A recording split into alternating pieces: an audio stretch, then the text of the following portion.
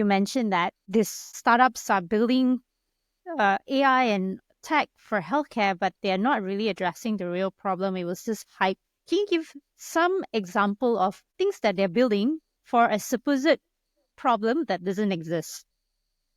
So there is no one specific example. There are so many things that are being built. I talk to entrepreneurs on a daily basis, and many of them are non-medical founders, and they feel that this is a very big problem which they are solving because a lot of tech is involved behind it.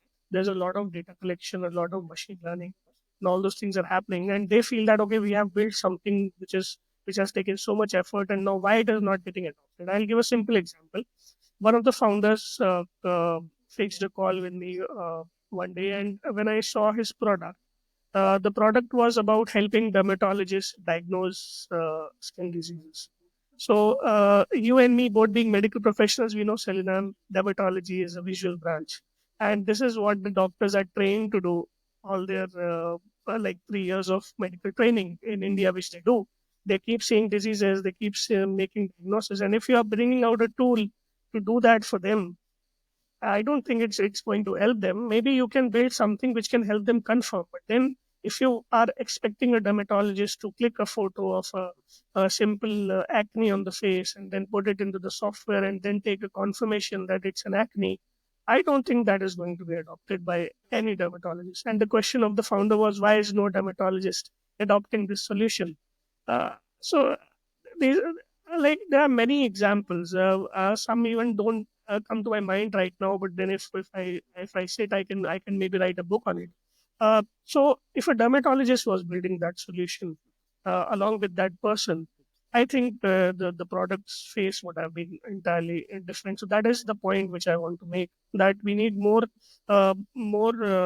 entrepreneurship from the medical professionals, of course, after getting educated in AI and all the what we are reading right now is mostly media headlines, which are full of hype and fear. You will be replaced, you will be done this, and the entire healthcare will be taken up by AI doctor. I don't think these things are going to help. We need some real education for medical professionals so that they can come out and their entire potential can be put to use to improve healthcare. So that is what motivates me every day. You know, when you were talking about that app to help dermatologists to confirm their diagnosis, I just remember I saw an article. A startup created this device where you can monitor your urine every day, but there is no purpose of monitoring your urine every day. Not everyone needs to. So that came to mind. I was just thinking, yeah, maybe that's what you're saying, right? That without a medical input, you're just digitizing something without really knowing why you're digitizing it. Yes, the problem And is both sides, Selena. The problem with the non-medical entrepreneurs is that they don't know the exact problems or where to address. And the second thing is many medical professionals don't understand or know exactly what AI or these emerging technologies are capable of and what their limitations are. So I think it is both sides, and we need to educate both the sides to come together and then build products instead of building in silos. yeah, I completely agree. And this also reminded me of a time when I was in the ICU in one of the hospitals here in the public hospitals. So here we don't, not every hospitals are fully EMR, full with EMR. Some are half.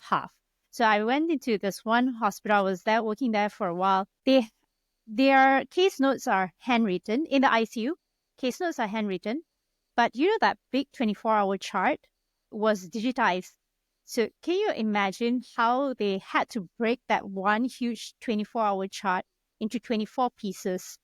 So we had a case where a patient collapsed. It took us 10 minutes to figure out what's going on because there was no picture. It was just random plots in 24 different frames. And we can't even see all 24 frames at once. We had to piece it together and then only decide. So you and I know 10 minutes in the ICU is eternity just to diagnose someone. Definitely. 10 minutes in ICU is difference between life and death. That's true. So then that's why I just started. I mean, I just recall that, it's not just a waste of money, but it also is causing, I mean, it's detrimental to patient safety.